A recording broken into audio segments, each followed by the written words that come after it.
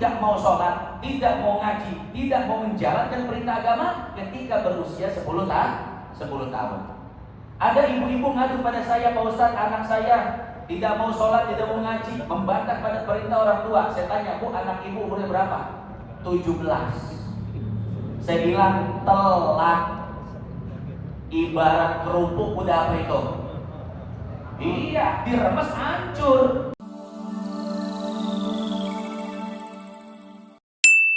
Rasulullah qala ta'ala qul bi fadlillahi wa bi rahmatihi fa bidzalika falyafrahu huwa khairum mimma yajma'un.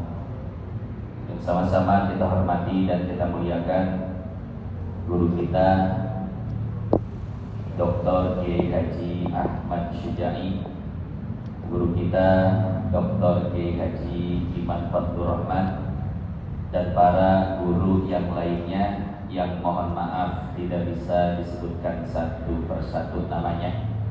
Orang tua kita Bapak Haji Suntara dan orang tua yang lainnya, para tokoh, para sesepuh, Bapak RT, RW, Bapak-bapak, ibu-ibu, dan segenap kaum remaja yang mudah-mudahan dengan berkumpulnya kita di malam hari yang mulia ini senantiasa Allah sehatkan badan kita, dimudahkan segala urusan kita. Tidaklah kita berpisah dari tempat yang mulia ini, melainkan Allah telah mengampuni dosa-dosa kita. Amin, amin ya rabbal alamin. Hadirin jamaah yang dimuliakan Allah, sebelum menutupnya dengan doa, saya diminta untuk menyampaikan sepatah dua patah terkait Maulid Nabi Muhammad SAW.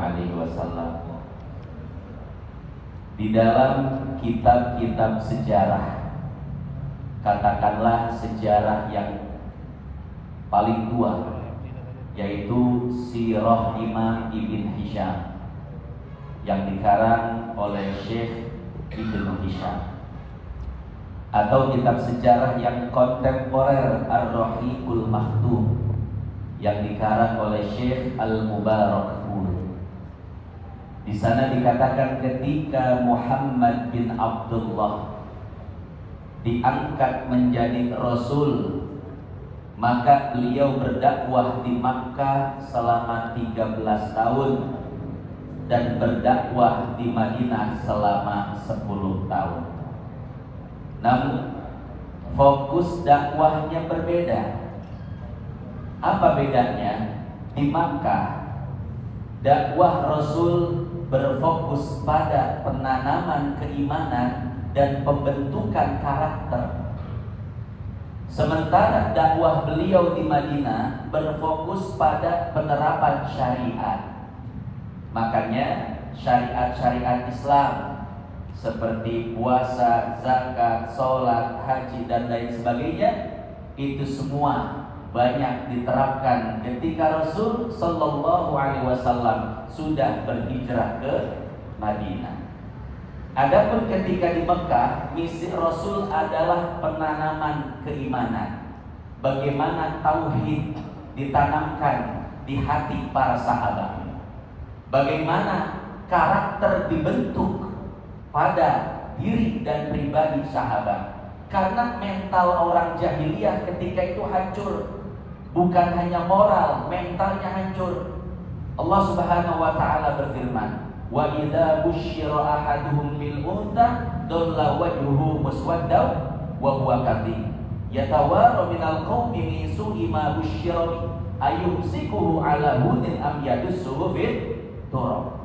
Orang jahiliyah saking bobroknya moral mereka, saking hancurnya mental mereka, ketika mereka punya anak perempuan, maka anak tersebut akan dikubur hidup. Istrinya melahirkan 9 bulan, begitu lahir anak perempuan akan diambil oleh ayahnya, dibawa ke tengah-tengah padang pasir, dikubur hidup-hidup. Kira-kira biadab atau tidak? Biadab. Tidak ada moral, tidak ada mental. Banyak orang jahiliyah ketika itu membunuh takut lapar, karena takut sakit dan lain sebagainya. Maka mental yang bobrok ini, moral yang hancur ini dibentuk oleh Nabi Shallallahu Alaihi Wasallam. Dulu nggak diwajibin sholat, dulu nggak diwajibin puasa, itu nomor 18. Tapi ketika Rasul berdakwah di Makkah, yang Rasul tanamkan adalah keimanan dan pembentukan karakter. Ketika keimanan sudah tertanam di dalam kalbu mereka, dan ketika karakter Islamiyahnya sudah terbentuk, maka baru disuruh sholat, puasa, zakat, haji, dan menjalankan syariat. Nah, hadirin jamaah yang dimuliakan Allah, jadi salah satu misi Nabi dalam dakwahnya adalah pembentukan mental. Sekarang kita lihat anak kita, Bapak Ibu, mentalnya tidak sesuai dengan usianya. Saya kasih contoh.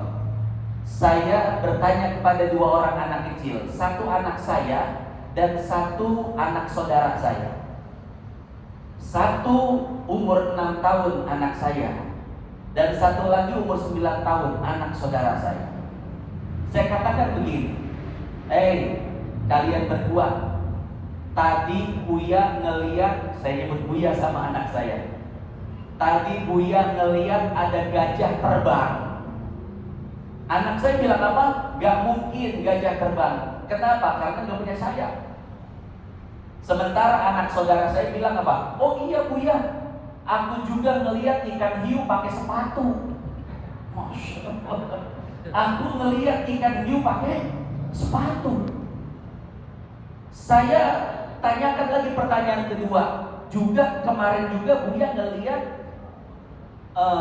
ular kakinya 9. Anak saya bilang gak percaya, ular kan gak punya kaki, apalagi 9.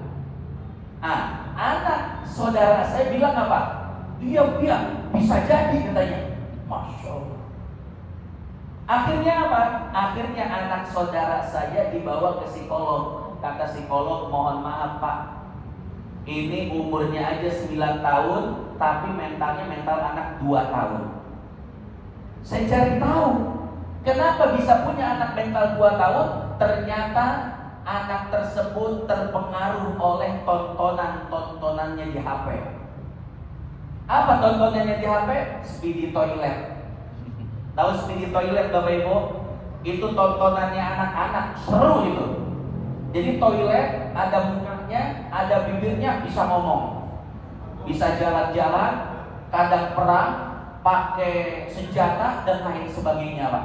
Perang dunia toilet itu Pak. Kemudian apalagi yang dilihat? Brain root. Tahu brain root? Yang imajinasi, hiu pakai sepatu, tung-tung sahur, apalagi itu. Ternyata itu faktornya, itu sebabnya kemunduran mental anak-anak kita. Berimajinasi. Perkembangan mentalnya tidak sesuai dengan usianya. Kalau perkembangan mental tidak sesuai dengan usianya, apa yang terjadi? Maka ketika dia dewasa, usianya saja yang dewasa, tapi mentalnya mental anak kecil. Ada masalah, lari, tidak mau menghadapi. Masalah lagi, lari lagi. Makanya kita lihat banyak anak-anak kita disekolahkan di satu sekolah, ada masalah, minta pindah. Betul. Dipindahkan ke sekolah lain, ada masalah lagi, minta pindah lagi. Sekolahkan tempat lain, terus begitu. Begitu pula anak kita yang pesantren, di pesantrenin ada masalah sama temen atau sama guru dan lain sebagainya, minta pindah pesantren. Kemudian setelah dipindahkan ada masalah lagi, minta pindah lagi. Ada masalah lagi, begitu seterusnya Pak. Sampai dewasa tapi mentalnya anak kecil. Dia menikah, ada masalah dengan istrinya, cerai, kawin lagi. Masalah lagi, cerai lagi. Masalah lagi, cerai lagi. Itu konsekuensi dan akibatnya Bapak Ibu. Ketika anak kita mentalnya tidak sama dengan pertumbuhan usianya, dan ini perlu diperhatikan. Terakhir, ada satu teori kognitif Jean Piaget, orang Prancis, ahli psikologi, ahli mental. Dan ini ada korelasinya dengan dengan ajaran-ajaran mental yang diajarkan oleh Nabi Shallallahu Alaihi Wasallam. Jadi kata Jen bisa seperti ini, anak dari mulai lahir sampai usia 2 tahun maka perlu dilatih panca inderanya, penglihatannya, pendengarannya, ucapannya, kaki tangan dan lain sebagainya perlu dilatih. Anak kita perlu dilatih ngomong, terutama sama bapaknya. Kenapa? Kita lihat di zaman sekarang banyak anak-anak yang mengalami speech delay. Tahu speech delay Bapak Ibu? Telat ngomong.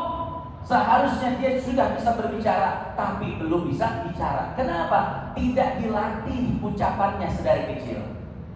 Dilatih penglihatannya, dikasih benda-benda bergerak. Kalau penglihatannya bergerak-gerak, normal. Kalau lagi jauh dipanggil, kalau nengok, normal. Diajak baceo, tahu Bapak Ibu baceo? Ngomong, ngobrol, terutama sama bapaknya ya. Baceo ini dilatih kakinya, dilatih tangannya. Makanya saya punya anak 2 tahun, itu saya kasih waktu dari umur 1,5 tahun, saya kasih spidol Pak. Untuk apa? Agar dia bisa melatih jari-jarinya, saraf-sarafnya, sensoriknya. Kita kasih buku, nggak puas dia. Akhirnya apa? Tembok rumah jadi korban. Semua dicoret dari ujung ke ujung. Nggak apa-apa, bisa kita cek. Yang penting perkembangan anak kita normal. Ya, itu dari 0 tahun sampai 2 tahun latih panca inderanya. Yang kedua dari umur 2 tahun sampai 7 tahun maka latih cara berpikirnya. Ajarkan anak kita cara berpikir simbolis. Artinya begini, ketika kita perlihatkan sesuatu, dia bisa menggambarkan sesuatu itu. Kita kasih lihat gajah misalkan, terus kita tanya, nah gajah itu kayak gimana? Kalau anak kita bisa mendeskripsikan, menggambarkan, mentasawurkan, maka berarti normal. Oh, gajah itu badannya besar, telinganya besar, belalainya banyak. Normal anak kita sudah bisa menceritakan apa yang dia lihat. Itu kita harus ajarkan dari umur 2 sampai 7 tahun. Proses belajar berpikir simbolis. Dari umur 7 tahun sampai umur 12 tahun, maka kita latih anak kita agar bisa berpikir logis, pikir masuk akal. Dari umur 7 sampai 12. Berarti ini umuran apa? Umuran SD.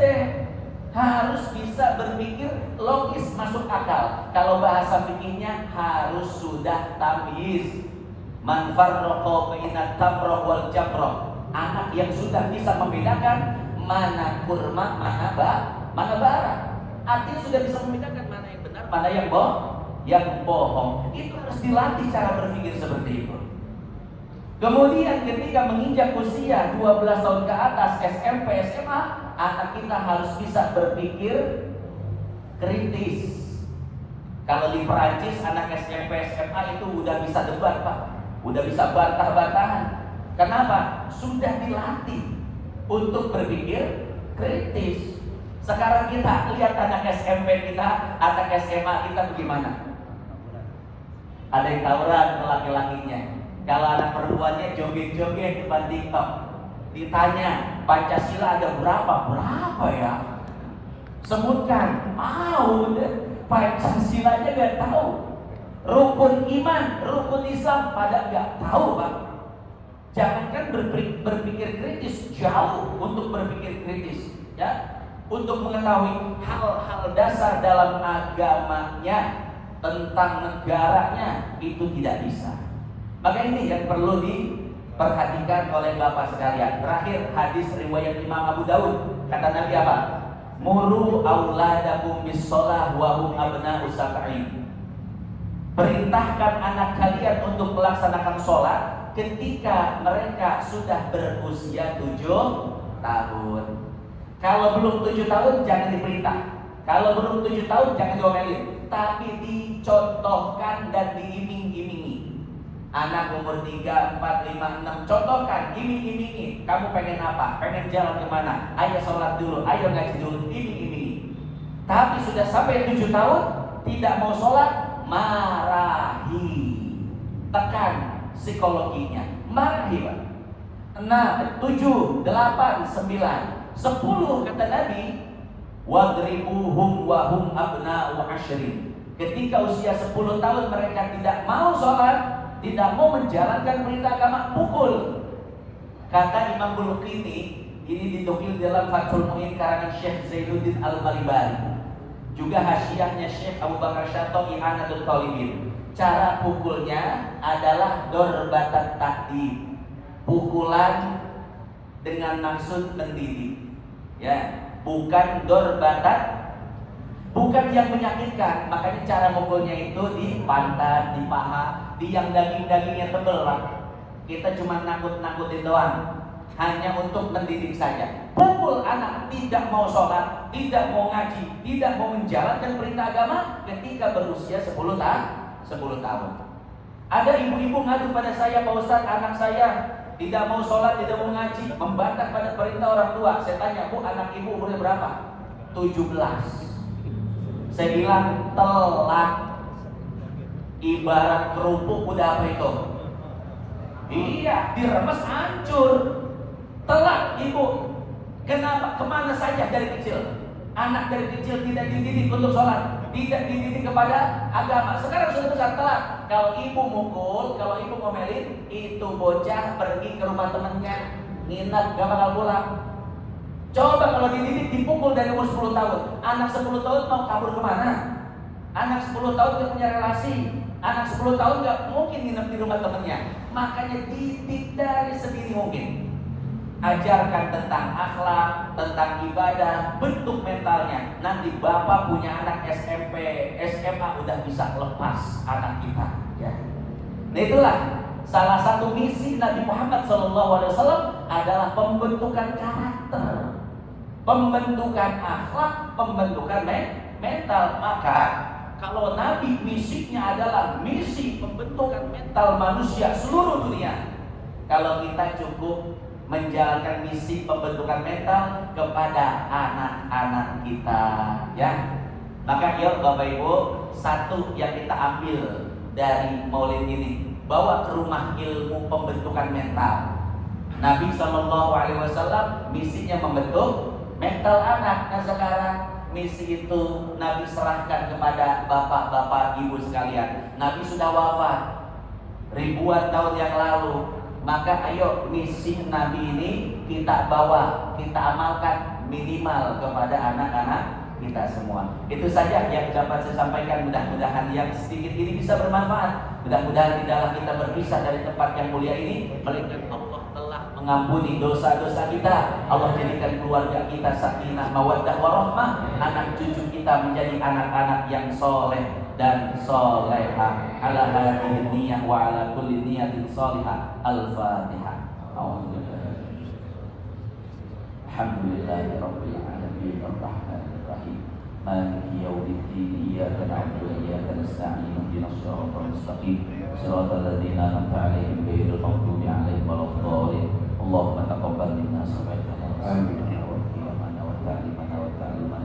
Taksirana ya Allah ya Rahman Rahimin. Wassallallahu ala sayyidina Muhammad an-nabi ummi wa ala alihi wa sahbihi wasallam. Alhamdulillahi rabbil alamin. Ya Rabbana tarafna bi annana qtarafna wa annana asrafna ala laqab fatub alayna tawbah taghsil حوبا واستر لنا العورات وآمن الروعات واغفر لوالدينا ربي ومولينا والأهل والإخوان وسائر وكل ذي محبة أو جيرة والمسلمين أجمع آمين ربي أسمى فضلا وجودا لا باكتساب منا بالمصطفى رسولنا الله رسولي صلى وسلم ربي عليه عدل wa alihi wa sahbihi adada qasir suhbi walhamdulillahi fil bad'i wat tanahi. Assalamualaikum warahmatullahi wabarakatuh.